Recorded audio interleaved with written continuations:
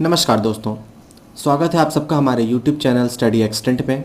और आज की वीडियो में, जैसा कि आप सभी ने थंबनेल देख ही लिया है, आज की वीडियो में हम बात करने वाले हैं the earth in the solar system, यानी कि क्लास 6 चैप्टर नंबर 1 जियोग्राफी के बारे में।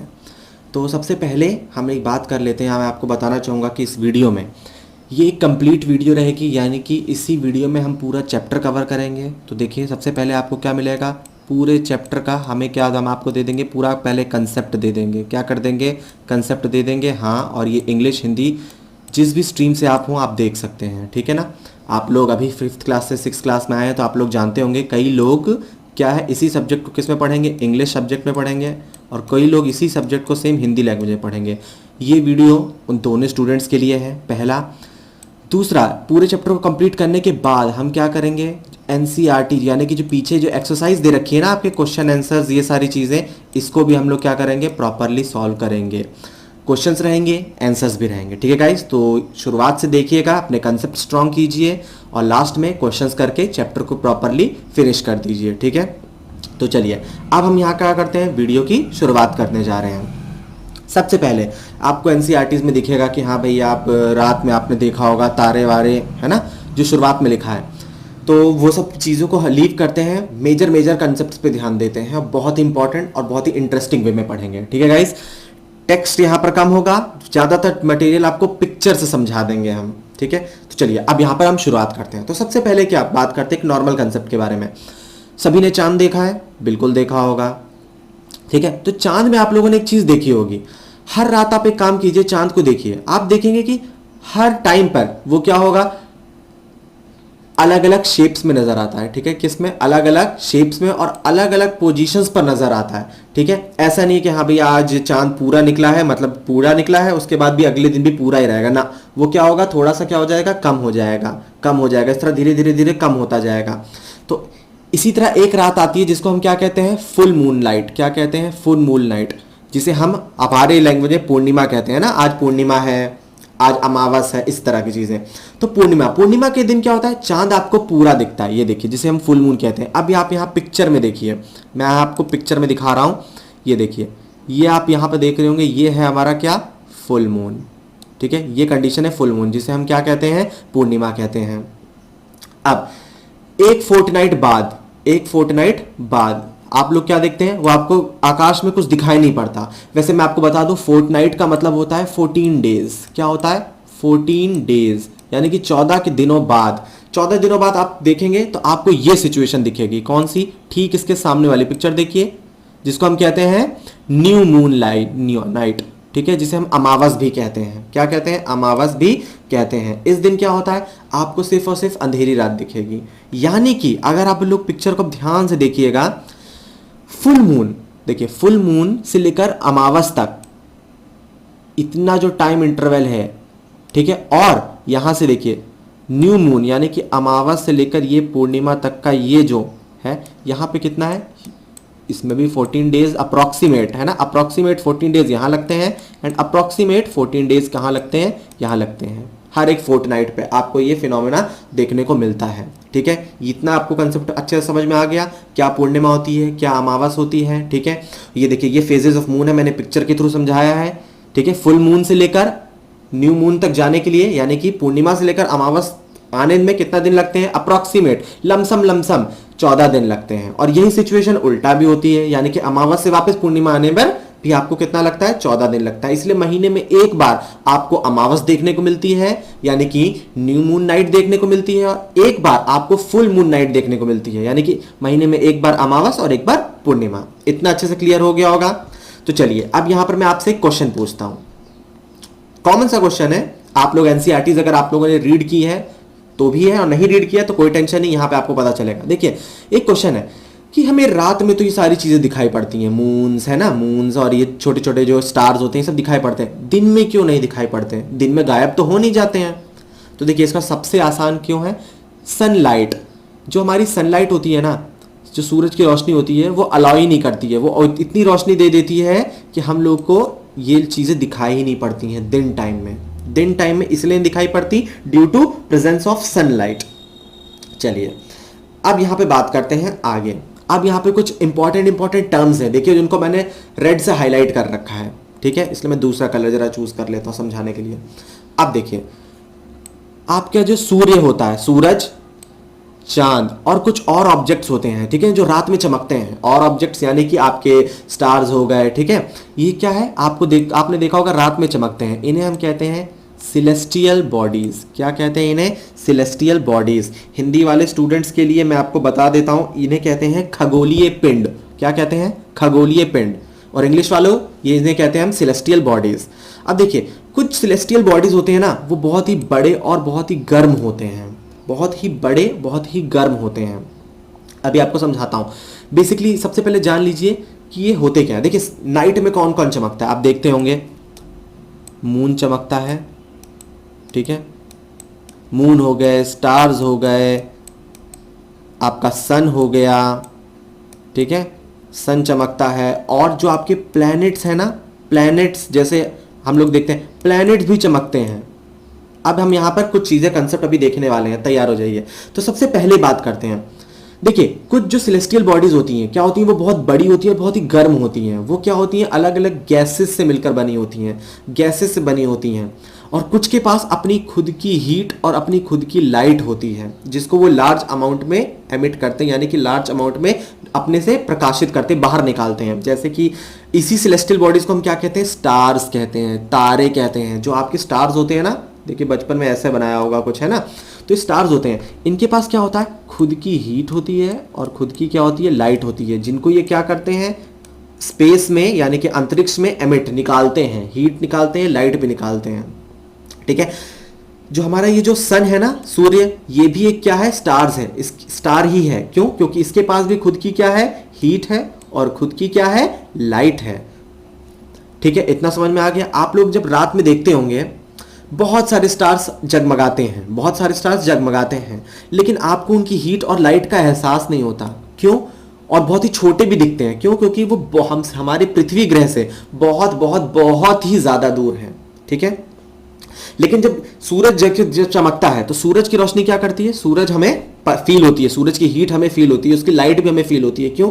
क्योंकि बाकी तारों के मुकाबले जो हमारे ये जो मान लीजिए ये अर्थ है, ठीक है, और ये मैं सन दिखा रहा हूं रेड कलर से, देखिए ये डिस्टेंस है, ये उतना ज्यादा नहीं है एज कंपेयर टू बाकी अदर स्टार्स को अगर हम कंपेयर करें तो, ठीक है। इसीलिए सन की क्या होती है? हमें हीट भी महसूस होती है, लाइट भी महसूस होती है। और एक फैक्ट यहां पे जान लीजिए, अर्थ भी सॉरी ये हमारा सन भी एक क्या है? एक स्टार ही है। तो जब भी आप कोई अगर आपसे क्वेश्चन पूछता है, ठीक है, कि पृथ्वी से यानी कि हमारे प्लैनेट पृथ्वी से सबसे नजदीकी तारे का नाम बताइए, तो क्या होगा? Sun. The nearest star from planet earth is called sun, उसे हम सन कहते हैं। चलिए अब आगे बढ़ते हैं। अब यहां पे देखिए, अब हम कुछ नई चीजें सीखेंगे। देखिए जब भी आप रात में आकाश में तारे देखते होंगे, ठीक है, तो उसमें क्या होगा? आप लोग को क्या होता है? पैटर्न दिखता है। क्या दिखता है आप लोग को? पैटर्न दिख ही जाता होगा। तो जब आप देखिए पैटर्न, देखिए मैंने एक पिक्चर भी यहां लगा रखी है, इस तरह से देखिए कुछ पैटर्न दिखते हैं, ठीक है।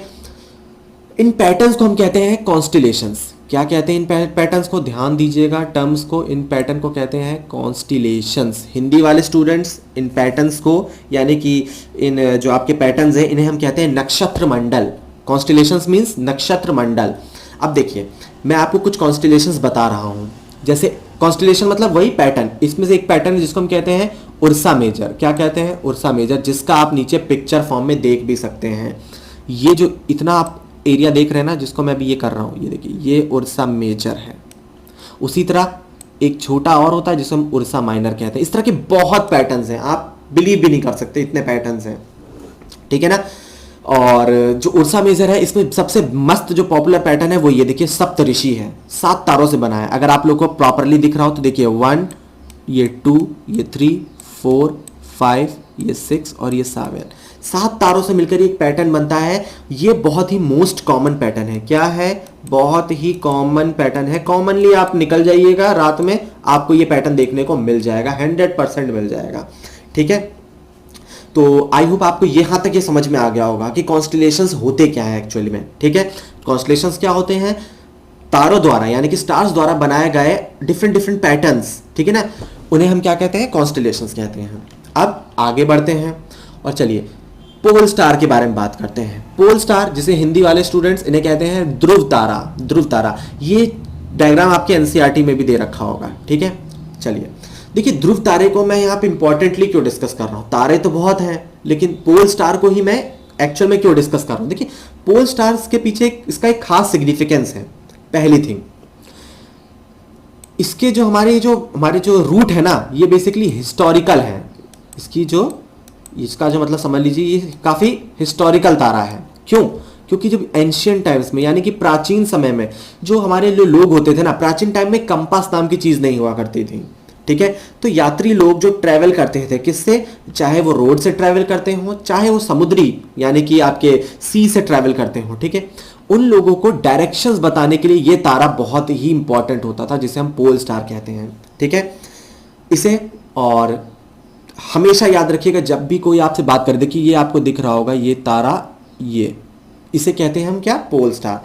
और ये हमेशा ही नॉर्थ डायरेक्शन में ही रिप्रेजेंट करेगा। आप भी निकल जाइएगा अपने छत पर, ठीक है, छत से अपने देखिएगा या बालकनी, जहां से भी आपके नाइट मतलब आपको दिखता है, तो अगर आप आसमान में देखेंगे तो ये तारा सबसे ब्राइटेस्ट चमक रहा होगा। क्या? सबसे ही ब्राइटेस्ट होगा, इसमें सबसे ज्यादा रोशनी होगी। और ये हमेशा ही आप नॉर्थ डायरेक्शन की ओर देखिएगा, नॉर्थ डायरेक्शन में देखिएगा। इसको हम क्या कहते हैं, पोल स्टार कहते हैं। ये अपनी, ठीक है, और इसे हम क्या कहते हैं, पोल स्टार कहते हैं। ये कभी भी अपनी पोजीशन चेंज नहीं करता, इसीलिए तो इसका यूज करते हैं हम डायरेक्शन के लिए। इसकी पोजीशन कभी चेंज नहीं होती। आपको ये हमेशा ही क्या कहते हैं, हमेशा ही ये नॉर्थ डायरेक्शन में ही दिखेगा, ठीक है। अगर आपको ये पता लगाना है कहां है, तो ये देखिए, ये सप्तऋषि है, ठीक है, जो मैंने अभी आपको पीछे पैटर्न दिखाया था 7 सितारों का। उनमें से देखिए, अगर आप 2 सितारों हैं, ठीक है, 2 सितारे हमेशा सीधी लाइन में होंगे। अगर आप एक इमेजिनरी लाइन ड्रॉ कर देंगे, ये देखिए एक इमेजिनरी लाइन ड्रॉ करेंगे, तो ये सीधा कहां पॉइंट करेगी, सीधा ये पोल स्टार को ही जाके पॉइंट करेगी। देखिए मैं पीछे फिगर दिखाता हूं। अगर आप यहां पर देखिए, इस फिगर में आपको अच्छे समझ में आएगा। ये देखिए, ये 2 सितारे हैं, मान लीजिए एक अल्फा है एक बीटा है, ऐसे नाम दे रखा है। अल्फा बीटा से अगर एक इमेजिनरी लाइन ड्रॉ करते हैं, तो ये देखिए सीधा ये जो जिस तारे को पॉइंट करेगी, ये, इसे हम क्या कहते हैं, पोल स्टार। क्या कहते हैं, पोल स्टार, जो कि किसका पार्ट होता है, उर्सा माइनर। उर्सा माइनर भी एक तरह का क्या है, कॉन्स्टिलेशन ही है। क्या है, एक तरह का कॉन्स्टिलेशन है, एक तरह का नक्षत्र मंडल ही है। तो वो पोल स्टार और उसकी सिग्निफिकेंस भी आई होप आपको समझ में आ गई होगी। पोल स्टार बहुत इंपॉर्टेंट है। आज के टाइम में तो बस केवल थियोरेटिकल कंसेप्ट रह गया है, लेकिन एंशिएंट टाइम्स में ये बहुत बहुत ही इंपॉर्टेंट रोल प्ले करता था, ठीक है। और इसका इंपॉर्टेंट रोल क्या है, कभी भी कोई पूछे, हमेशा डायरेक्शंस देने के लिए। एंशिएंट टाइम में बड़े बड़े व्यापारी, बड़े बड़े जो सी पोर्ट्स हैं, वहां पर ये क्या करता था, डायरेक्शन देने का काम करता था, ठीक है, इन एब्सेंस ऑफ कंपास, जब कंपास नहीं हुआ करते थे। तो चलिए अब आगे चलते हैं। अब कुछ टर्म्स हैं, प्लैनेट्स के बारे में भी थोड़ा बहुत जान लेते हैं। प्लैनेट्स क्या होते हैं, ठीक है। अब देखिए, कुछ सिलेस्टियल बॉडीज होती हैं, ठीक है, कुछ सिलेस्टियल बॉडीज होती हैं। सिलेस्टियल बॉडीज में समझा चुका हूं, जिनके पास खुद की हीट और खुद की लाइट नहीं होती। समझ में आया? कुछ सिलेस्टियल बॉडीज होते हैं जिनके पास खुद की हीट नहीं होती, ना ही खुद की लाइट होती है। अब यहाँ पर एक कंफ्यूजन बच्चों को होगा कि सर अभी तो आपने पीछे बताया था सेलेस्टियल बॉडीज वो होती हैं जिनके पास उनकी खुद मतलब जो चमकती हैं और लाइट भी एमिट करती हैं। तो देखिए यहीं पर थोड़ा सा कंसेप्ट चेंज कीजिए। बिल्कुल ये भी लाइट मतलब ये भी क्या होते हैं, लिट होती हैं, इनमें भी खुद की चमक हो, इनमें मतलब चमक होती है लेकिन वो खुद की नहीं होती है, ठीक है ना। ये बेसिकली किसके द्वारा चमकते हैं, ये किसी दूसरे स्टार्स की लाइट लेकर चमकते हैं। ऐसी बॉडीज को हम क्या कहते हैं, प्लैनेट्स कहते हैं। अब देखिए वो सेलेस्टियल बॉडीज, ठीक है, वो सेलेस्टियल बॉडीज जिनके पास खुद की ना तो हीट होती है ना ही खुद की लाइट होती है, तब भी वो ग्लो करते हैं। किसकी मदद से, किसी और तारों की लाइट की मदद से। उन्हें हम क्या कहते हैं, प्लैनेट्स कहते हैं। ये जो प्लैनेट टर्म है ये बेसिकली एक ग्रीक वर्ड से आया है। ग्रीक शब्द है, क्या नाम है, प्लैनेटाई, ठीक है ना, प्लैनेटाई, जिसका मतलब है वॉन्डरर्स, ठीक है। अब देखिए हम पृथ्वी पर रहते हैं, ठीक है, वो भी एक प्लैनेट है, लेकिन अब मैंने अभी क्या कहा, पृथ्वी के पास कोई खुद की हीट और लाइट तो है नहीं, तो वो कैसे ग्लो करती है। बेसिकली वो जो हीट और लाइट है वो कहाँ से लेती है, सन से मिलती है उसे। सूरज की रोशनी पड़ती है, इसके कारण पृथ्वी क्या होती है, ग्लो करती है। और मैं पहले ही बता चुका हूं, देखिए सन जो कि हमारा क्या है, नियरेस्ट स्टार है, सबसे नजदीक हमारी पृथ्वी का सबसे करीबी जो तारा है वो कौन है, सन है।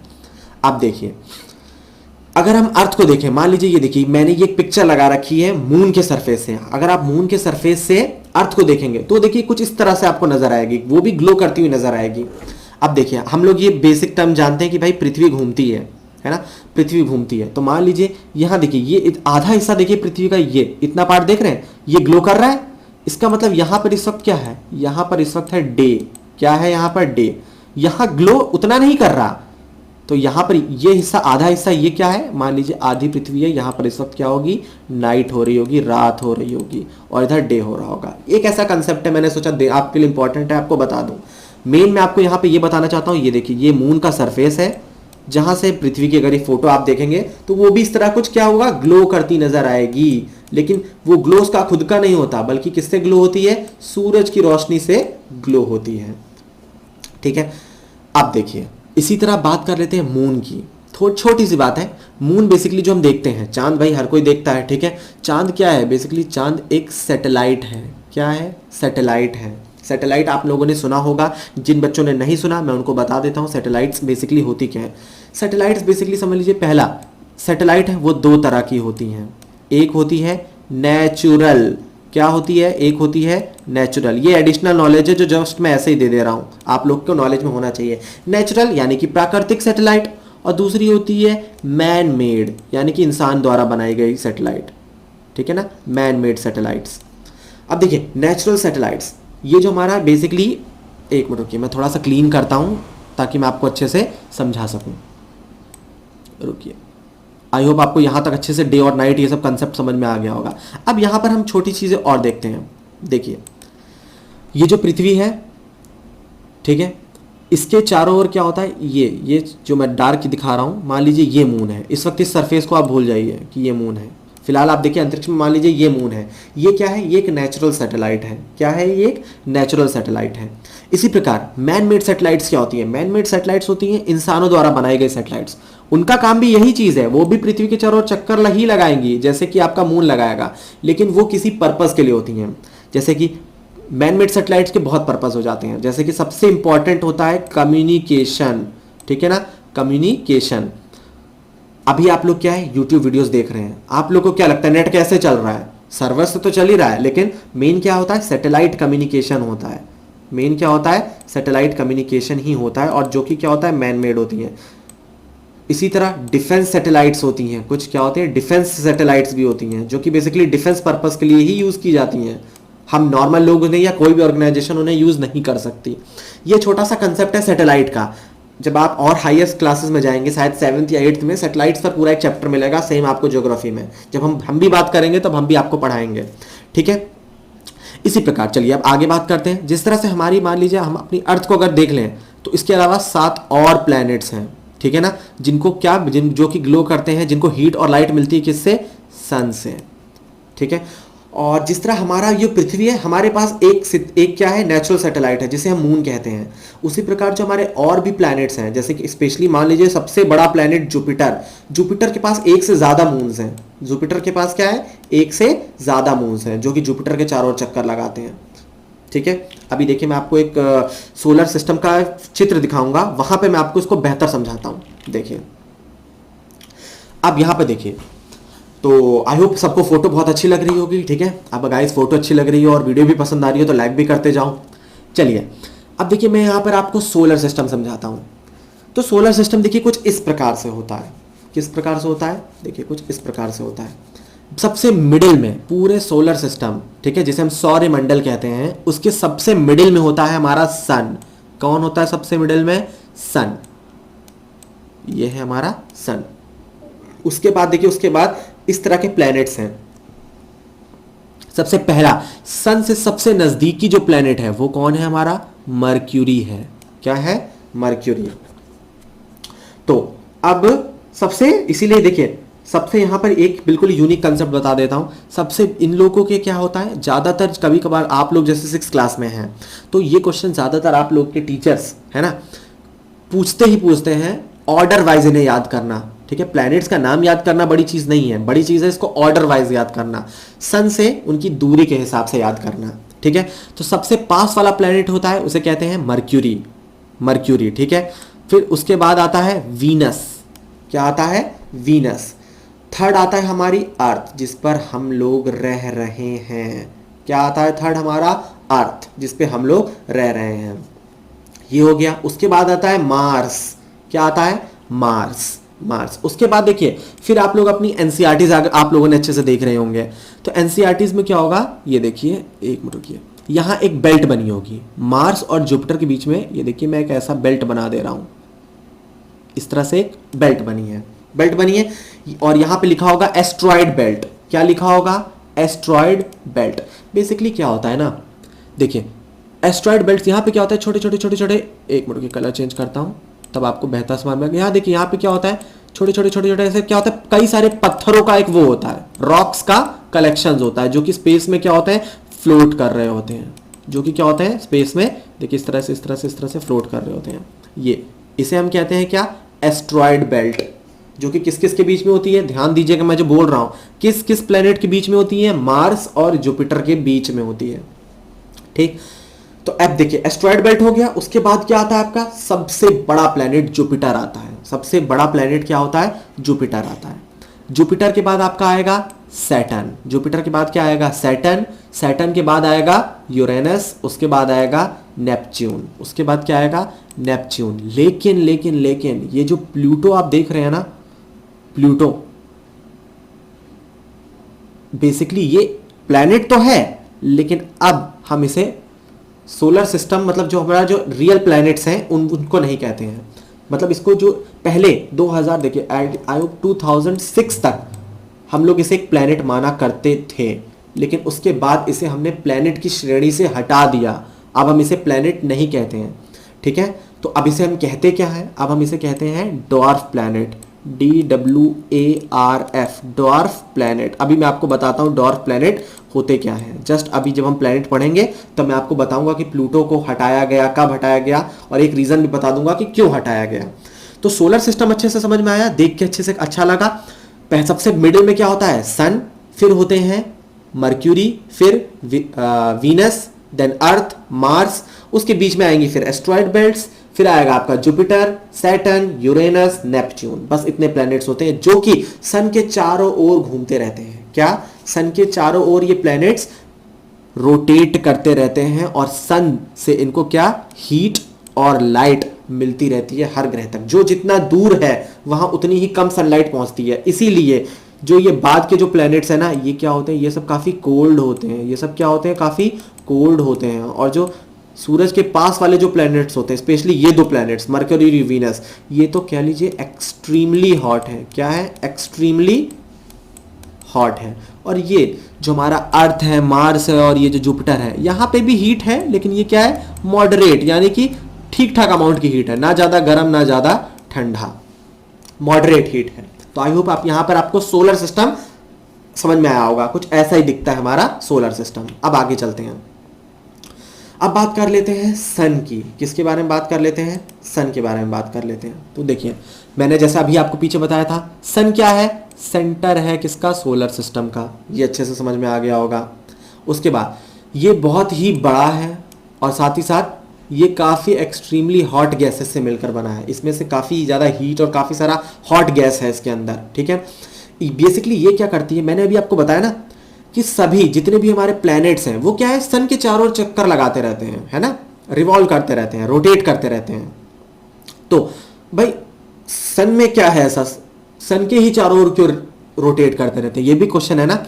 तो बेसिकली सन में क्या होता है? एक पुलिंग फोर्स होता है। सन के अंदर क्या होता है? एक, मतलब समझ लीजिए, खिंचाव करके रखता है सन। एक पुलिंग फोर्स होती है जो कि क्या है? पूरे सोलर सिस्टम को बाइंड करके रखता है, सारे प्लैनेट, इसीलिए उसके चारों ओर घूमते हैं। ठीक है, अगर सन नहीं बाइंड, मतलब पुलिंग फोर्स, अगर सन से पुलिंग फोर्स ना निकले तो क्या होगा? कोई भी प्लैनेट कहीं भी टहलता हुआ निकल जाएगा, रोटेट करता करता, पता नहीं सोलर सिस्टम मतलब यूनिवर्स में कहाँ घूमता फिरेगा। ठीक है, इसीलिए। और साथ ही साथ सन को बेसिकली अल्टीमेट सोर्स माना जाता है किसका? हीट और लाइट का। किसके लिए? सोलर सिस्टम के लिए। ये भी आपको समझ में आ गया होगा। अब मैंने आपको क्या बताया? Tremendous heat is not fold because respired, ठीक है। अब देखिए यहां पर क्या होता है, सन है, देखिए मैंने अभी आपको बताया सन है, सन क्या एक तरह का स्टार है, मैंने अभी आप पहले ही बताया था, सन एक तरह का क्या है, स्टार है, जिसके पास खुद की हीट और खुद की लाइट है, ठीक है। अब यहां पर क्या होता है ना, सन इतना बहुत ज़्यादा गर्म है, देखिए है ना, अभी मैंने बताया बहुत ज़्यादा गर्म है, तब भी आप लोग अभी देखिए हम लोग यहाँ पे पृथ्वी पर हैं, आराम से सनलाइट में, बल्कि गर्मियों के सीजन्स होते हैं, ठंडियों में होता है, तो हम लोग को क्या होता है, सन की इतनी हीट हमें महसूस नहीं होती है, हमारी बॉडी उसको सह लेती है। क्यों सह लेती है? इसका रीज़न ये है कि सन पृथ्वी से काफ़ी डिस्टेंस पर है, 150 मिलियन किलोमीटर की दूरी पर है। देख लीजिए 150 मिलियन किलोमीटर्स की दूरी पर होने के बाद भी समर सीजन्स में हम लोगों से बर्दाश्त नहीं होता, अंदर कूलर और एसी चला के बैठे रहते हैं। तो सोचिए।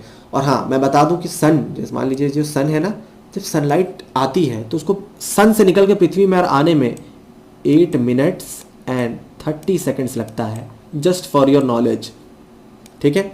चलिए, तो आई होप आपको बारे में, आपने सन के बारे में काफ़ी चीज़ें जान ली कि सन भाई सेंटर होता है सोलर सिस्टम का, ये काफ़ी हॉट गैसेस से मिलकर बना होता है, इसके अंदर एक पुलिंग फोर्स होती है जो कि पूरे सोलर सिस्टम को बांध के रखती है। सन अल्टीमेट सोर्स ऑफ हीट और लाइट होता है हमारे सोलर उसका। तो चलिए अब बात करते हैं प्लैनेट्स के बारे में। किसके बारे में? प्लैनेट्स के बारे में। 8 प्लैनेट होते हैं हमारे सोलर सिस्टम में, और ये देखिए ऑर्डर वाइज मैंने इसको लिख रखा है। पहला हमने क्या पढ़ा था? Mercury, Venus, Earth, Mars, Jupiter, Saturn, Uranus, Neptune. देखिए इसकी एक ट्रिक भी है जो कि एनसीईआरटी में दे रखी है, हालांकि मैं तो ये ट्रिक व्रिक नहीं मानता, आप लोग नॉर्मली भी याद कर सकते हैं, लेकिन ट्रिक है तो मैं बता दे रहा हूं। My very efficient mother just served us nuts. तो जो भी पहला पहला जो इसका लेटर है वो भैया एक एक प्लेनेट को रिप्रेजेंट कर रहा है, जो कि आप लोग देख सकते हैं, ठीक है। अब आप चाहे तो वीडियो को पॉज करके देख लीजिए, पर मेरे हिसाब से आगे बढ़ना ज़्यादा ठीक रहेगा। सो फ्रेंड्स, अब हम लोग बात करते हैं किसके बारे में? ऑर्बिट्स के बारे में, कि ये ऑर्बिट क्या होते हैं। तो सबसे पहले देखिए, आप सभी जानते हैं कि जितने भी हमारे ये 8 प्लैनेट्स होते हैं, क्या जितने भी हमारे 8 प्लैनेट्स जो भी हमने देखे हैं, वो क्या करते हैं? सन के चारों ओर क्या करते हैं? मूव करते रहते हैं। मान लीजिए, देखिए जैसे ही मान लीजिए ये आपका सन हो गया, देखिए जो मैं बना रहा हूँ ये सन हो गया। अब मान लीजिए ये पृथ्वी है जो मैंने ग्रीन से बनाई है, और देखिए मैं रेड से एक पाथ बना रहा हूँ, कुछ इस प्रकार से ये देखिए ऐसे पाथ में मूव करती रहती है। क्या? मान लीजिए इसी तरह ये एक पृथ्वी का मैंने एग्जाम्पल लिया है, हमारी अर्थ का एग्जाम्पल लिया है। इसी तरह आपके जो 8 प्लैनेट हैं वो क्या होते हैं? सन के चारों ओर क्या करते हैं? रिवॉल्व करते हैं। और जो ये पाथ होते हैं ये क्या होते हैं? एलोंगेटेड होते हैं। देखिए कुछ इस तरह से होते हैं जैसा मैंने आपको बना के दिखाया है। एलोंगेटेड कह लीजिए या फिर इलिप्टिकल कह लीजिए, इलिप्स फॉर्म में, ठीक है ना। ये भी एक तरह की क्या होती है? एक तरह की शेप होती है, इलिप्स फॉर्म में होता है, ठीक है। और ये जो पाथ होता है, ठीक है ना, जो एलोंगेटेड होता है या फिर इलिप्टिकल होता है, इनको हम कहते हैं क्या? ऑर्बिट्स। क्या कहते हैं हम इन्हें? कहते हैं ऑर्बिट्स। तो आपको इतना समझ में आ गया होगा कि जितने भी 8 प्लैनेट हैं, 8 प्लैनेट और जितने भी छोटे छोटे जितनी भी चीज़ें होती हैं, मैंने अभी अब सन की प्रॉपर्टी पढ़ाई थी तो क्या पढ़ाया था? सन के पास एक बाइंडिंग फोर्स होती है जो कि क्या होता है? होल्ड करके रखता है पूरे प्लैनेट्स और छोटे छोटे अदर ऑब्जेक्ट्स को, सेलेस्ट्रियल ऑब्जेक्ट्स को, जो कि सन के चारों ओर क्या करते हैं? रिवॉल्व करते रहते हैं। अब देखिए, आपने सोलर सिस्टम देखा तो आप जानते होंगे मरकरी क्या है? सबसे नियरेस्ट है सन के। जैसे कि हमारी जो पृथ्वी है, अर्थ है, वो कितने दिन लेती है? 365 डेज लेती है, यानी कि कंप्लीट 1 ईयर का टाइम होता है। 365 यानी कि 1 ईयर, 1 साल, यानी कि 365 डेज लगते हैं अर्थ को एक, मान लीजिए एक बार ऐसे पूरा मूव करके वापस अपनी पोजीशन में आने में। लेकिन मरकरी क्या है? सन के नज़दीक है, उसको मात्र 88 डेज ही लगते हैं। कितने? 88 डेज में वो क्या कर लेता है? पूरा राउंड कवर कर लेता है ऑर्बिट का, ठीक है। ये मरकरी की स्पेशलिटी है, इसके अलावा कोई खासी स्पेशलिटी नहीं है। सबसे दिलचस्प है ये वीनस, जो मरकरी के बाद आता है। वीनस को हम लोग क्या कहते हैं? अर्थ ट्विंस कहते हैं, अर्थ का जुड़वा, है ना, जैसे जुड़वे भाई होते हैं उसी तरह ये अर्थ का ट्विन होता है। क्यों कहते? क्यों? देखिए क्योंकि इसका जो साइज़ है और शेप है वो बहुत हद तक क्या है? अर्थ जैसा ही है। इसका साइज़ और इसका शेप किससे है? बिल्कुल अर्थ जैसा ही है। बस किस चीज़ की कमी है? लाइफ सपोर्ट की कमी है, जो कि आपके अर्थ में है लेकिन वीनस के पास नहीं है।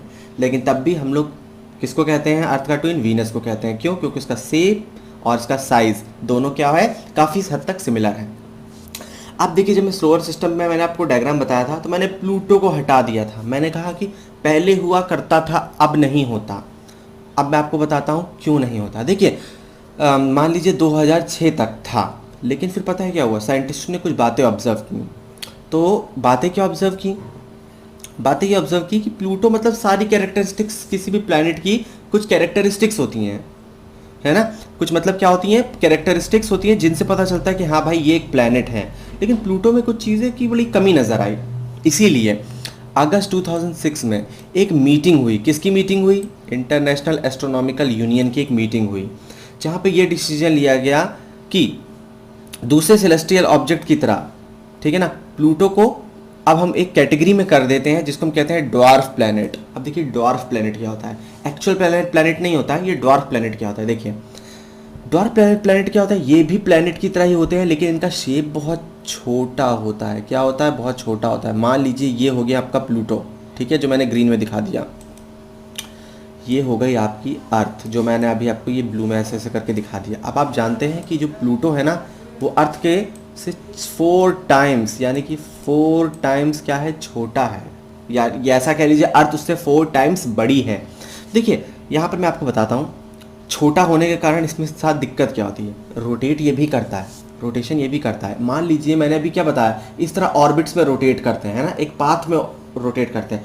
कभी कभार क्या होता है, पाथ के बीच में कुछ ऑब्स्टिकल आ जाती है। मान लीजिए कोई ऑब्स्टिकल आ गए, तो प्लैनेट का साइज बड़ा होने के कारण वो क्या करता है, अपने आने वाली पाथ के बीच में आने वाली ऑब्स्टिकल को वो क्या करता है, हटा देता है अपने पाथ से।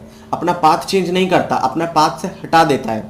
लेकिन जो प्लूटो है उसमें ये देखा गया क्या कि वो हटाने मतलब बहुत मुश्किल हो रही है उसे, कुछ को हटा पा रहा है, जो उससे बड़े ऑब्जेक्ट्स आ गए तो उनको हटा भी नहीं पा रहा है। जिससे मान लीजिए जैसे हमारा है 365 डेज में कंप्लीट करता है, मरकरी है वो 88 डेज में कंप्लीट करता है। लेकिन प्लूटो में ऑब्जर्व किया गया कि इसका टाइम हमेशा चेंज होता रहता है। पूरा एक ऑर्बिट, यानी कि पूरा एक ऑर्बिट को रोटेट करने में इसका जो समय है वो अलग अलग हमेशा समय ऑब्जर्व किया गया। इसीलिए माना गया कि इसे हम ड्वार्फ प्लैनेट में डाल देते हैं। तो ड्वार्फ प्लैनेट आपको समझ में आ गए, वो प्लैनेट जो कि एक्चुअल प्लैनेट्स नहीं होते। क्यों नहीं होते? क्योंकि वो अपने पाथ में आने वाले ऑब्स्टिकल्स को हटा नहीं पाते हैं। तो आई होप इतना आपको समझ में आया होगा। तो चलिए अब हम चलते हैं और जानते हैं अपनी अर्थ के बारे में। देखिए यहीं पर आपको आपके एनसीईआरटीज़ के काफ़ी जवाब मिल जाएंगे। तो देखिए अर्थ, ठीक है, अर्थ भाई वो प्लैनेट जिसमें हम लोग क्या कर रहे हैं, आज की डेट में भी रह रहे हैं। मैं यहाँ पे उसी प्लैनेट पे बैठ के यूट्यूब वीडियो बनाऊंगा और उसी प्लैनेट पे बैठ के आप लोग यूट्यूब वीडियोस को देखेंगे। तो अब देखिए कुछ चीज़ें यहाँ पे देखिए, ये जो अर्थ है, अब रुकिए मैं हाइलाइटर का यूज़ करता हूँ। हाँ देखिए ये जो अर्थ है, सबसे पहले क्या है, एक मिनट, येलो, हाँ देखिए जो अर्थ है ये क्या है, थर्ड नियरेस्ट प्लैनेट है सन से। आप जानते हैं थर्ड नियरेस्ट है, मैं क्योंकि मैंने अभी आपको क्या बताया, सोलर सिस्टम का डायग्राम दिखा रखा है। साइज़ में देखा जाए, साइज़ में अगर देखा जाए तो ये 5th लार्जेस्ट प्लैनेट है हमारा अर्थ। क्या है? 5th लार्जेस्ट प्लैनेट है। अर्थ से बड़े बड़े और भी प्लैनेट्स हैं, जिसमें सबसे बड़ा प्लैनेट कौन सा है, जुपिटर, ठीक है ना। अब देखिए, अब यहाँ पर आपको एक अच्छी इन्फॉर्मेशन मिलेगी। अब यहाँ पर होता है जो अर्थ है, देखिए जो अर्थ है ना, वो जैसे ये तो डायग्राम है, मैंने भी नेट से उठाया है, लेकिन जैसे इसमें दिखाया जा रहा है अर्थ पूरा ऐसे गोल होता है, बिल्कुल नहीं, अर्थ एकदम गोल नहीं होता। देखिए वो क्या होता है, ऐसा होता है, कुछ ऐसा हुआ, फिर ऐसे चिपटा होगा, फिर ऐसे होगा। यानी कि ये देखिए ये जो पार्ट हो गया और एक ये पार्ट हो गया, ये क्या होता है, थोड़ा सा फ्लैटेंड होते हैं अपने पोल्स के पास से। मान लीजिए ये नॉर्थ पोल हो गया, ये आपका साउथ पोल हो गया, ईस्ट और ये वेस्ट। तो ये देखिए ये जो साउथ पोल है और ये जो नॉर्थ पोल है, यहाँ पे एकदम गोल नहीं होती, बल्कि क्या होता है, थोड़ा थोड़ा चिपटी होती है, फ्लैटेंड होती है, ठीक है ना। इसीलिए जब भी आपसे कोई बात करे कि अर्थ की शेप क्या है, ठीक है, तो आप हमेशा जवाब देंगे क्या, जियोइड है। क्या है? जियोइड, GEOID, जियोइड को कभी भी आप ये नहीं कहेंगे कि हाँ अर्थ स्फेरिकल है या अर्थ संतरे की तरह, कई लोग कहते हैं अर्थ ऑरेंज की तरह दिखती है, ऐसा नहीं है। अर्थ का प्रॉपर नेम है, जियोग्राफिक टर्म की बात करें तो होती है क्या, जियोइड। इतना क्लियर हो गया होगा। ये सब भी आपको एनसीईआरटी से जब मैं सॉल्यूशन कराऊंगा तो आपको ये अच्छे से पता चल जाएंगे, ठीक है। अब देखिए अर्थ इतना स्पेशल क्यों है, ठीक है ना। आप लोग सभी अच्छे से जानते हैं कि भाई अर्थ स्पेशल तो है, तभी हम और आप जिंदा हैं। तो देखिए यहाँ पर बहुत सारी कंडीशंस हैं जो कि क्या है, लाइफ सपोर्ट के लिए बहुत ही नेसेसरी हैं और अर्थ जैसे प्लैनेट पर ही पाई जाती हैं। इसका रीज़न क्या है? अर्थ है ना वो ज़्यादा गर्म है ना ही ज़्यादा ठंडा है। अर्थ में क्या है? पानी है, एयर है और भी बहुत सारी एसेंशियल चीज़ें हैं जो सर्वाइवल के लिए ज़रूरी हैं। ठीक है, अब पानी एयर तो चलिए समझ में आ रहा है, उसके अलावा और क्या क्या चीज़ें हैं? जैसे कि बहुत सारी चीज़ें हैं, काफ़ी सारी जो एयर है उसमें क्या है, बहुत मात्रा में ऑक्सीजन है। क्या है? बहुत मात्रा में ऑक्सीजन है। फॉर्मूला होता है O2। इसके अलावा आप देखिए, मैं छोटी छोटी चीज़ें बताता हूँ आपको। सबसे इंपॉर्टेंट देखिए, सॉइल। अगर सॉइल नहीं होती तो क्या हमें खाना मिलता? ये भी एक बहुत बड़ा फैक्टर है। सॉइल हो गई, और भी बहुत सारी डिफरेंट डिफरेंट तरह की गैसेज हैं।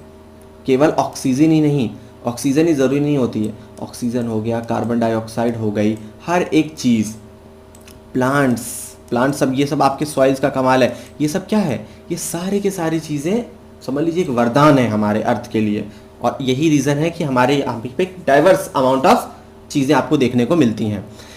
इन्हीं सब चीज़ों के होने के कारण जो अर्थ है, इसको बहुत ही यूनिक प्लैनेट माना जाता है पूरे सोलर सिस्टम का। हमारा जो सोलर सिस्टम है उसका सबसे यूनिक माना जाता है। अब देखिए, आप सामने डायग्राम देख रहे हैं, ठीक है, मैंने अर्थ बनाया। आप देखिए, ज़्यादातर हिस्सा आपको क्या दिखेगा? ब्लू दिखेगा।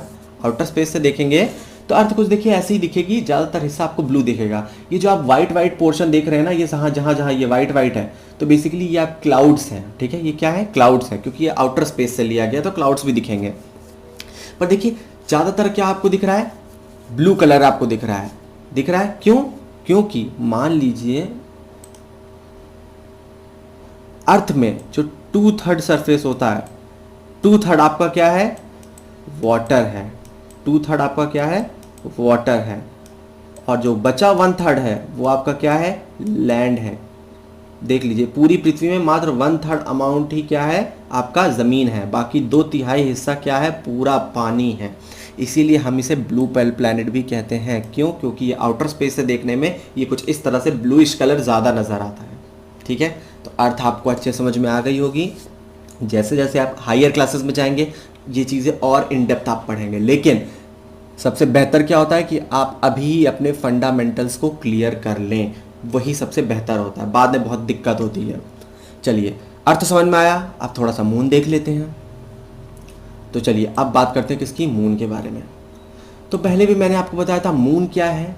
मून एक सैटेलाइट है। हमारी अर्थ के पास केवल एक ही नेचुरल सैटेलाइट है, जो क्या है हमारा? ये मून है। क्या है हमारा? ये मून। अब देखिए, इसके डायमीटर की बात करें तो क्या है? Only quarter to that of earth. मैं समझाता हूँ आपको। यहाँ देखिए, मान लीजिए ये एक सर्कल की तरह से कंसीडर कीजिए। ये देखिए, ये जो चीज़ आ रहा है ये पूरा डायमीटर, मान लीजिए इस डायमीटर को अगर मैं मान लूँ ये x है।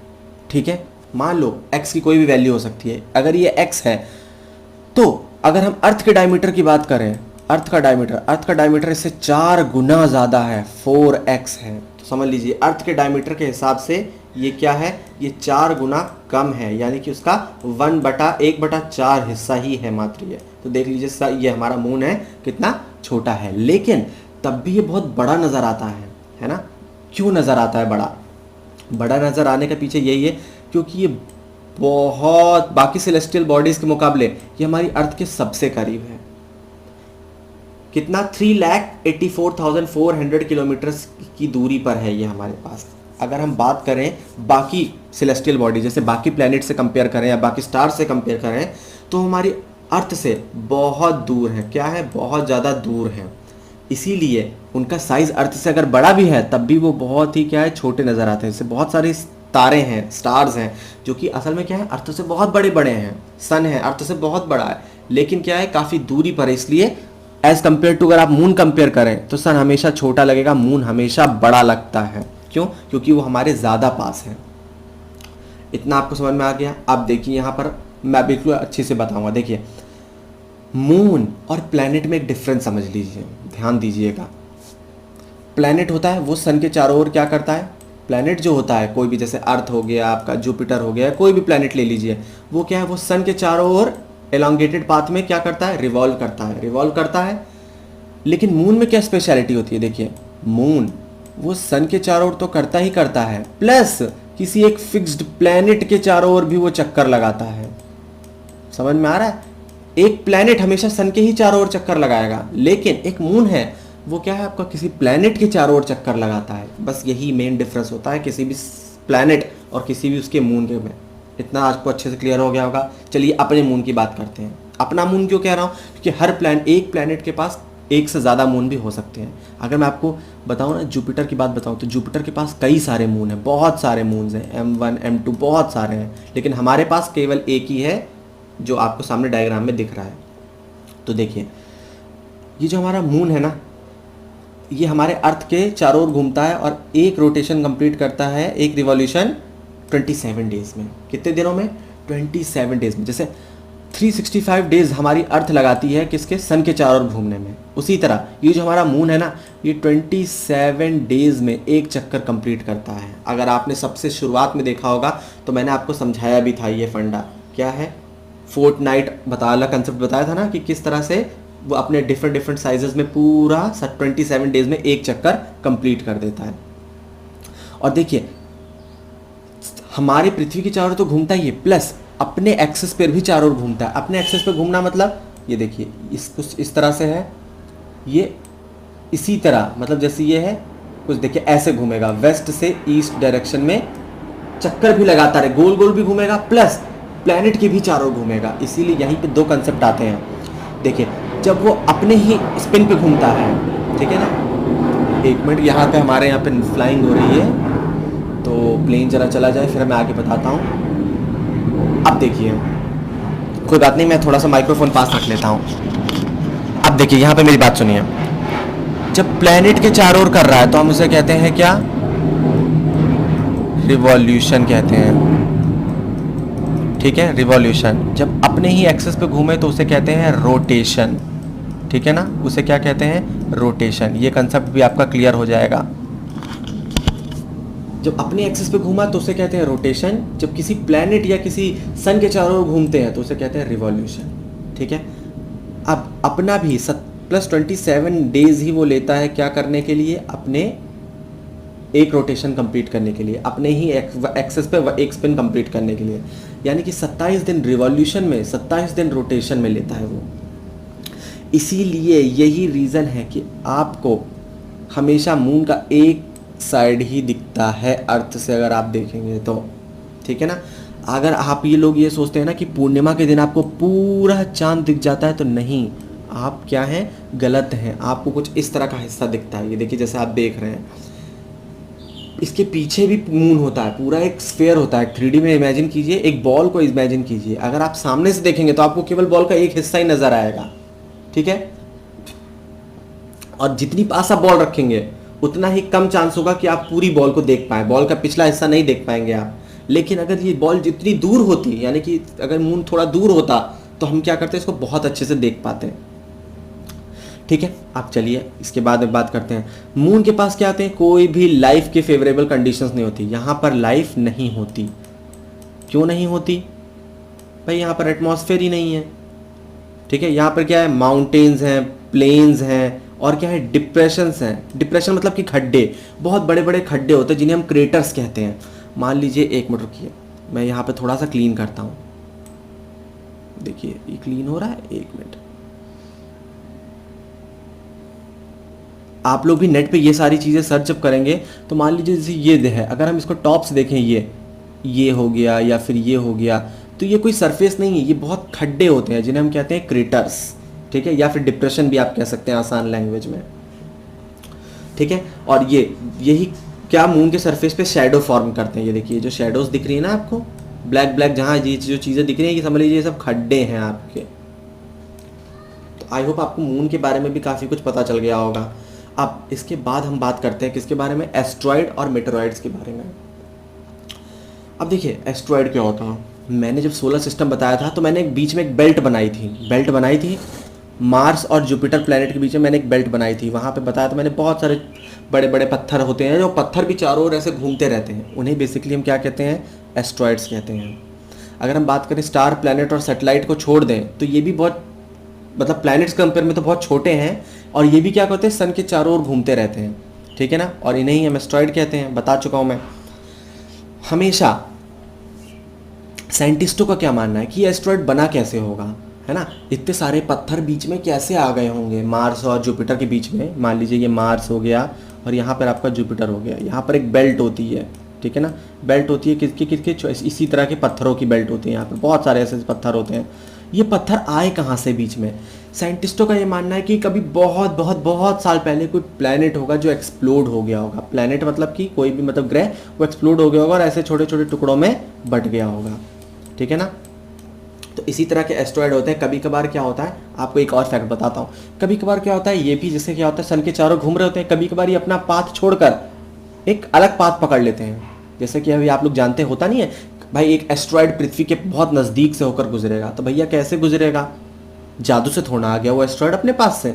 वो कभी कभार क्या होता है, वो ये अपने ये जो पाथ होता है इसको छोड़ देते हैं और किसी और के ऑर्बिट में चले जाते हैं। समझ रहे हैं ना आप? अब इसी तरह बात करते हैं मेटेरॉइड्स के बारे में। मेटेरॉइड्स क्या होते हैं?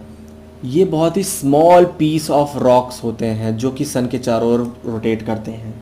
एस्ट्रॉइड्स क्या होते हैं? ये बड़े बड़े पत्थर होते हैं, लेकिन मेटेरॉइड्स क्या होते हैं? ये छोटे छोटे पीस ऑफ रॉक्स होते हैं, इन्हें हम मेटेरॉइड्स कहते हैं। देखिए दोनों ही सन के चारों ओर घूमते हैं, एस्ट्रॉइड्स भी मेटेरॉइड्स भी। ये थोड़े बड़े होते हैं, ये जो होते हैं ये काफ़ी छोटे होते हैं, ठीक है। और कभी कभार क्या होता है कि मेटेरॉइड जब अर्थ के बहुत नज़दीक आ जाते हैं ना, तो ये क्या होते हैं, हमारे यहाँ पे हमारी ग्रेविटी के कारण ये क्या होते हैं, नीचे खिंच जाते हैं और नीचे गिरते हैं। और जब ये नीचे गिर रहे होते हैं तो फ्रिक्शनल फोर्स के कारण ये क्या होते हैं, जब आगे गिरते हैं तो उनके आगे वाले हिस्से में आग लग जाती है, हीट हो जाता है, और इसी से आपको ये रोशनी जैसा चीज़ें दिखाते हैं। अगर आप लोगों ने मूवीज़ देखी होंगी या फिर अपने मम्मी लोगों से पूछना तो उन्होंने क्या होगा, शूटिंग स्टार का नाम सुना होगा आप लोगों ने। टूटता तारा जब हम कहते हैं कि वो देखिए टूटता तारा मैंने देखा, जल्दी से लोग विश मांग लेते हैं, है ना। तो बेसिकली टूटता तारा कुछ नहीं होता, असल में ये छोटे छोटे पत्थर होते हैं जो कि क्या होते हैं, हमारी ग्रेविटी के कारण गिरते हैं। जब नीचे गिरते हैं तो क्या होता है, फ्रिक्शन के कारण क्या होता है, ये हीट, इनमें हीट जनरेट होती है और आग लग जाती है, और हमें बहुत फास्ट मूविंग होता है ये, इसलिए हमें लगता है ये देखो हमने शूटिंग स्टार देख लिया। बेसिकली ये असल में शूटिंग स्टार कुछ नहीं होता, यही बेसिकली मेटेरॉइड्स होते हैं। तो आई होप आपको ये भी समझ में आ गया होगा। एस्ट्रॉइड्स और मेटेरॉइड्स के बीच में अंतर पता होना चाहिए। अब बात करते हैं सबसे इंटरेस्टिंग टॉपिक का, ठीक है, और हमारा लास्ट टॉपिक क्या, हमारी गैलेक्सी। देखिए गैलेक्सी क्यों चाहिए, इस डायग्राम को आप ध्यान से देखिए। अगर आप लोग इस डायग्राम को ध्यान से देख रहे होंगे तो आपको देखिए एक वाइटिश बैंड दिख रहा होगा। अगर आप ये देखिए, मैं हाईलाइट भी कर रहा हूँ, ये देखिए कुछ इस तरह का देखिए बैंड सा दिख रहा होगा वाइट कलर का। ये देखिए इस तरह से देखिए एक बैंड दिख रहा होगा आपको, वाइट वाइट सा, ये कुछ इस तरह सा बैंड दिख रहा है आपको। तो वो बेसिकली एक वैसी नॉर्मल पिक्चर है। तो ये बेसिकली जो वाइटिश बैंड है ना, ये बैंड को हम लोग क्या कहते हैं, इसको कहते हैं मिल्की वे गैलेक्सी। क्या कहते हैं, मिल्की वे गैलेक्सी, या आप कह लीजिए आकाश गंगा। अब ये बताता हूँ ऐसा क्यों। यहाँ पे क्या होता है, मिलियन ऑफ स्टार्स होते हैं, कई करोड़ों स्टार्स से मिलकर ये बना होता है, ठीक है, इस तरह का ये बैंड होता है। हमारा ये जो सोलर सिस्टम है ना, हमारा जो सोलर सिस्टम है, अगर आप लोग ये सोच रहे हैं कि केवल हमारा ही सोलर सिस्टम है पूरी गैलेक्सी में, पूरे यूनिवर्स में, तो बिल्कुल आप गलत हैं, ऐसा नहीं है। देखिए ये जो हमारा यूनिवर्स है ना, ये बहुत बड़ा है। इसकी स्टडी मतलब आप एक ही चैप्टर में सोच रहे हैं हम कर लेंगे, नहीं, आप यहाँ पे फंडामेंटल्स जान लेंगे, ठीक है। आप मेरी बात बिल्कुल ध्यान से सुनिए। बेसिकली ये जो गैलेक्सी है ना, एक गैलेक्सी में कई सारे सोलर सिस्टम हो सकते हैं, ठीक है। फिर से मेरी बात सुनिए, एक गैलेक्सी, जैसे ये गैलेक्सी आपको एक मैंने दिखाई है, इसके अंदर कई सारे सोलर सिस्टम हो सकते हैं, जिसमें कि हमारा भी एक सोलर सिस्टम है छोटा सा, ठीक है। सन और हमारा जो 8 प्लैनेट्स हैं और छोटे छोटे और सेलेस्टियल ऑब्जेक्ट्स हैं, वो क्या है, हम लोग क्या है, बहुत ही छोटा सा एक सोलर सिस्टम है, जो कि किसका पार्ट है, इसी वाइटिश बैंड का पार्ट है, जिसे हम मिल्की वे गैलेक्सी कहते हैं। हमारे अगर एंशियंट इंडिया की बात करें, यानी कि हमारे जो प्राचीन भारत की बात करें, तो ये माना जाता था, इसको एक नदी की तरह देखा जाता था, ठीक है ना। एक नदी की अगर आप ध्यान से देखें तो एक बिल्कुल एक नदी की तरह दिखेगा, जिसमें क्या हमेशा लाइट से भरी हुई है, इसीलिए हम क्या कहते हैं, इसको आकाश गंगा भी कहते हैं। आकाश में एक गंगा के रूप में, गंगा एक नदी है ना हमारे यहाँ, तो आकाश में बिल्कुल एक गंगा का स्वरूप देती है, इसीलिए हम लोग इसे आकाश गंगा भी कहते हैं, ठीक है। अब चलिए अब बात करते हैं गैलेक्सी होती क्या है। तो देखिए एक गैलेक्सी होती है जहाँ पर बिलियन ऑफ, कई अरबों खरबों स्टार्स होते हैं और बहुत सारे बादल होते हैं, किसके, धूल और गैसेस के, किसके, धूल और गैसेस के। और मैं आपको बता दूं, और मिलियन ऑफ गैलेक्सीज होती हैं, मिलियन ऑफ गैलेक्सीज क्या होती हैं, मिलकर यूनिवर्स बनाती हैं। देखिए मैंने आपको क्या बताया, ये मान लीजिए एक गैलेक्सी है, एक गैलेक्सी में कई सारे सोलर सिस्टम हो सकते हैं, ठीक है, कई सारे सोलर सिस्टम हो सकते हैं। इतना आपको समझ में आया? तो देखिए, और साथ ही साथ इसी तरह की कई लाखों गैलेक्सी मिलकर एक यूनिवर्स बनाती हैं। तो देखिए मैं यहाँ पे क्या बताता हूँ, यूनिवर्स यू से मैं डिनोट करता हूँ, किससे मिलकर बना होता है, गैलेक्सीज से मिलकर बना होता है। एक नहीं कई सारी गैलेक्सीज होती हैं, और एक गैलेक्सी किससे मिलकर बनती है, कई सारे सोलर सिस्टम से बनती है, कई सारे सोलर सिस्टम से बनती है। सोलर सिस्टम्स होता है, और साथ ही साथ में इसमें क्या होता है, कई सारे आपके स्टार्स होते हैं। सोलर सिस्टम होता है जिसमें स्टार्स होते हैं, आपके क्लाउड्स होते हैं, किसके, डस्ट और गैसेस के। तो देखिए कितना बड़ा है, हम ही नहीं है, हमारे जैसे कई सारे सोलर सिस्टम मिलाकर एक गैलेक्सी में होते हैं, और इस तरह की कई गैलेक्सीज आपस में मिलकर एक यूनिवर्स बनाती हैं। तो आप सोच भी नहीं सकते यूनिवर्स हमारा कितना बड़ा है, ठीक है। और चलिए ये भी आपको आई होप अच्छे समझ में आ गया होगा। तो यहाँ पर हमारा बेसिकली चैप्टर एंड होता है। एंड करने से पहले मैं एक और चीज़ बताता हूँ आपको, एक टर्म याद रखिएगा, एक टर्म देखिए मैं लिख दे रहा हूँ, कॉस्मोलॉजी। क्या है, कॉस्मोलॉजी, COSMOLOGY, कॉस्मोलॉजी। आप लोग को पता होना चाहिए क्योंकि आप लोग यूनिवर्स पढ़ रहे हैं। यूनिवर्स की स्टडी को क्या कहते हैं, यूनिवर्स की स्टडी को हम लोग कहते हैं कॉस्मोलॉजी। स्पेस, यूनिवर्स, इन सब की स्टडी को हम क्या कहते हैं, कॉस्मोलॉजी। ये एक एडिशनल फैक्ट था जो आपको पता होना चाहिए, ठीक है। सो इतना तो हमारा चैप्टर था। तो चलिए अब बात करते हैं NCERT क्वेश्चंस और उनके सॉल्यूशंस की, ठीक है। आप लोग चाहें तो स्क्रीनशॉट भी ले सकते हैं, और यही आंसर जब पूछा जाएगा आपके पेपर में तो आप एग्जैक्टली ऐसा ही लिखेंगे, ठीक है। तो चलिए अब हम लोग यहाँ पर क्या करते हैं, आप सभी अपनी NCERT ओपन कर लीजिए, हम लोग अब सीधा क्वेश्चन को डिस्कस करते हैं। तो देखिए पहला क्वेश्चन क्या है, how does a planet differ from a star. Planet और स्टार में क्या डिफरेंस है, ये देखिए, ये प्लैनेट है, ये स्टार्स है। अगर आपने देखा होगा तो मैंने आपको क्या बताया था, कुछ भैया ऐसे सेलेस्टियल बॉडीज़ होती हैं जिनके पास उनकी खुद की ओन हीट या लाइट नहीं होती, लेकिन क्या होता है, वो अपनी नहीं किसी और स्टार्स की लाइट और रोशनी के कारण क्या करते हैं, जगमगाते हैं, शाइन, ग्लो करते नजर आते हैं। इसीलिए ऐसी बॉडीज़ को जिनके पास खुद की लाइट और हीट और लाइट नहीं होती, और जो दूसरों की स्टार्स की लाइट और हीट लेते हैं, उन्हें हम कहते हैं प्लैनेट्स। जैसे कि एग्जाम्पल ले लीजिए अर्थ, mercury etcetera.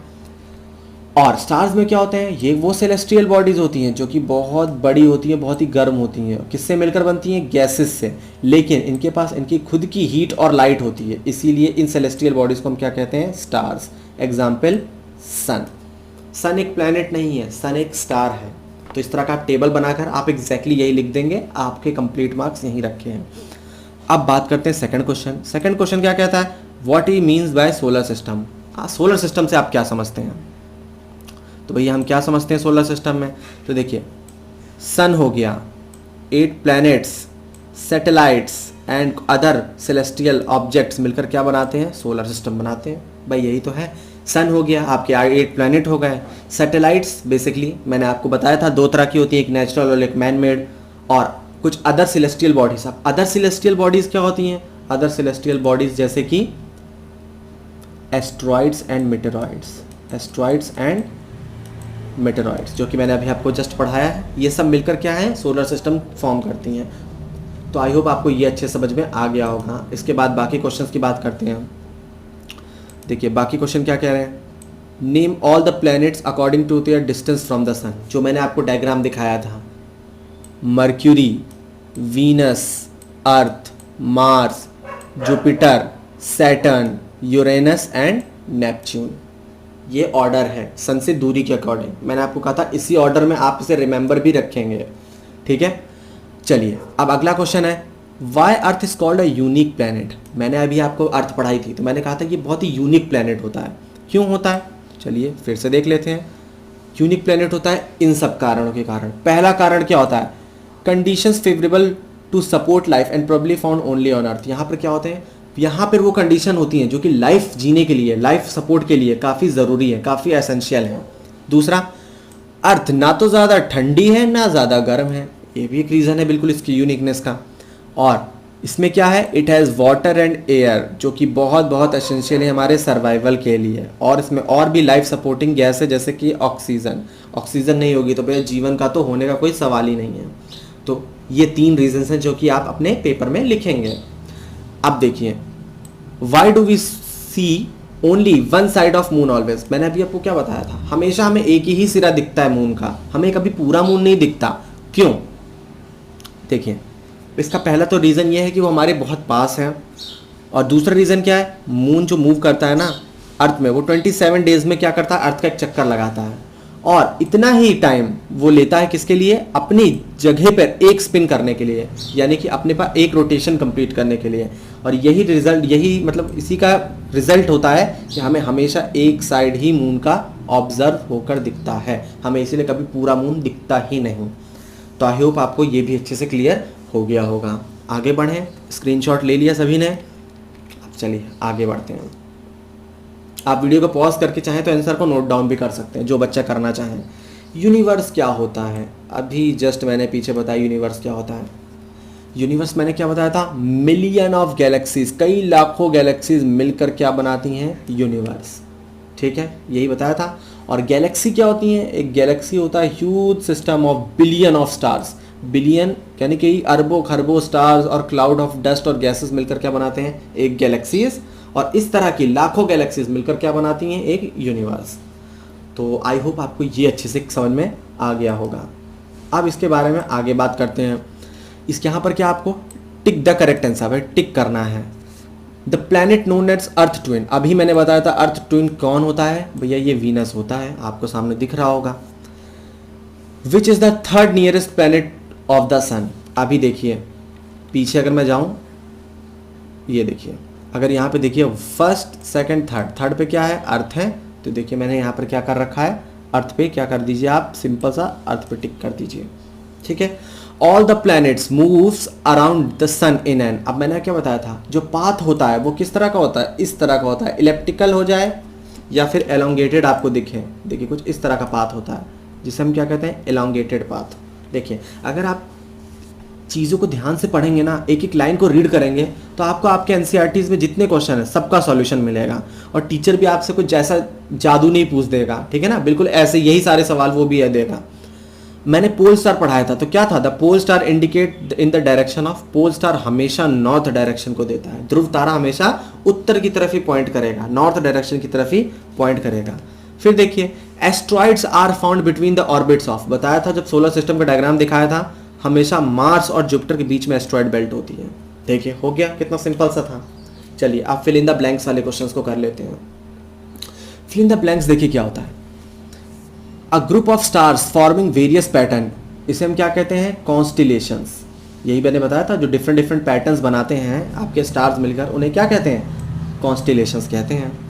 A huge system of stars is called a galaxy, अभी मैंने बताया था गैलेक्सी क्या होता है, different different stars, billion of stars का क्या होता है, कलेक्शन होता है। Dash is the closest celestial body of our earth, सब अर्थ के सबसे पास कौन है, भैया सही कहा, मून है, मून भी एक सेलेस्टियल बॉडी है। Dash is the third nearest planet to the sun, अभी हमने टिक मार्क वाले में भी देखा था, अर्थ होता है तीसरा सबसे प्लैनेट, देखिए तो हमने अर्थ डाल दिया, कोई टेंशन ही नहीं। Planets do not have their own dash and dash, यानी कि हीट और लाइट। मैंने अभी आपको बताया था कि प्लैनेट्स क्या होता है, उनके पास खुद की हीट और लाइट नहीं होती है, लेकिन स्टार्स जो होते हैं उनके पास खुद की होती है। तो देखिए इसी तरह क्या हुआ, हमने एनसीईआरटीज़ भी कवर कर ली। सो आई होप आपको यहाँ तक अच्छे से क्लियर हो गया होगा। इसी के साथ हमने हमारा पहला चैप्टर ज्योग्राफी का, ठीक है ना, the earth in our solar system complete कर लिया है एनसीईआरटीज़ क्वेश्चन के साथ। सो आई होप आपको वीडियो पसंद आई होगी गाइस। वीडियो पसंद आई हो तो सबसे पहला तो काम ये कीजिए कि कमेंट करके ये बताइए कि वीडियो आपको कैसी लगी, कोई चीज़ की कमी या कुछ भी, जैसी भी चीज़ आपको लगे, आप अगर कोई फीडबैक देना चाहें, ठीक है, तो आप कमेंट्स में कर सकते हैं कि हाँ इसको और भी इम्प्रूव किया जा सकता था, या अगर आपके कुछ सवाल हों वो भी आप हमसे पूछ सकते हैं। ज़रूरी नहीं कि वो कोर्स से ही रिलेटेड हो, अगर आपके मन में कोई खुद की भी कोई मतलब क्यूरोसिटी या जिज्ञासा हो, आप सवाल पूछना चाहें तो आप पूछ सकते हैं। डिस्क्रिप्शन में हमारी ईमेल आईडी है, आप हमें मटेरियल के लिए यानी कि नोट्स या बाकी चीज़ों के लिए हमें मेल भी कर सकते हैं, ठीक है। दूसरी चीज़, तीसरी चीज़, प्लीज़ अगर आपने सब्सक्राइब नहीं किया हो तो सब्सक्राइब कर लीजिए इस तरह की वीडियोस को आप पाने के लिए। और मैं पहले ही बता दूं कि वीडियोस थोड़ी बड़ी थी तो कोई टेंशन नहीं, लेकिन एक ही वीडियो में हमने क्या है पूरा चैप्टर कवर कर लिया। जल्दी हम बात करेंगे अगले चैप्टर के बारे में, ठीक है, लॉन्गिट्यूड एंड लैटिट्यूड के बारे में। सो तब तक के लिए धन्यवाद। अपनी अगली वीडियो में मिलते हैं आपसे दोबारा।